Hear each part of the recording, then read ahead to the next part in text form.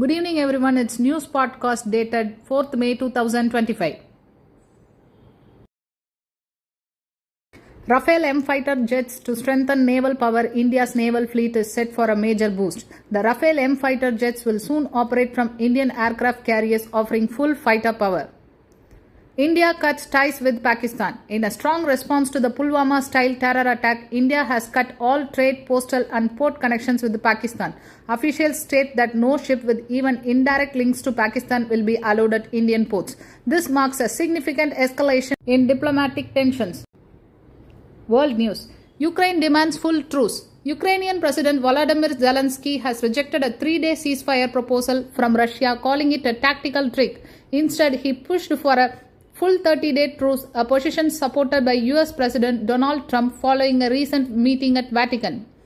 Iran defends nuclear rights. Iran's top negotiator Abbas Araghchi asserted that the country has every right to enrich uranium under international law. This comes amidst renewed concerns from the West over Iran's nuclear ambitions following the collapse of the 2015 nuclear deal. Israeli troops enter Syria. Israel has deployed troops to southern Syria, citing the need to protect the Druze population. The move has heightened tensions in an already volatile region. Tragedy in Gaza refugee camp. An Israeli airstrike on a Gaza refugee camp has killed 11 people, including 3 infants. The deadly strike has intensified international concern over the humanitarian crisis in the area. Dhaka's protest over women's rights. Thousands rallied in Dhaka against proposed changes to women's rights law. The protest, led by an influential Islamic group, opposes reforms aimed at gender equality, calling them contrary to Islamic values. Bengal politics heats up. In West Bengal, BJP Suvendu Adhikari has urged the central government to intervene in what he calls a deteriorating law and order situation. Political tensions continue to rise in the state. Australia's Albanese wins again. Across the globe, Australian Prime Minister Anthony Albanese has won a second 3-year term. His victory comes on the promise of economic stability and continued social reforms. China wants Japanese aircraft over disputed East China Sea lands. Singapore's ruling party wins big in national elections. Financial news. SBI profit falls, dividend announced. India's largest lender, State Bank of India, reported a 10% dip in its fourth quarter net profit due to higher provisions.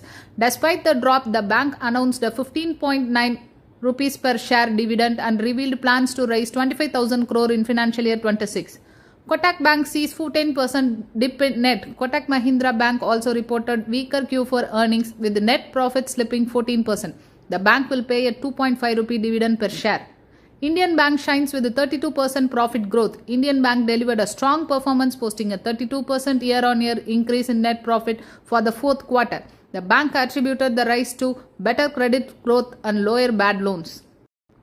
JioStar to invest 32,000 crore in local content. In a major push for Indian digital content, JioStar has announced a 32,000 crore investment for the fiscal year. The telecom giant will focus on building original Indian shows and films for platforms like Jio Cinema and Jio TV. JSW Steel may face legal challenge. JSW Steel's acquisition of Bhushan Power and Steel could hit a roadblock after a Supreme Court directive asked for a revaluation of the resolution plan. India-US trade talks in motion. The Commerce Ministry has started consulting Indian industries for inputs on a potential bilateral trade deal with the US, aiming to strengthen economic ties. And that's all for today. Thank you, listeners. Learn on the go and subscribe the channel. Bye bye.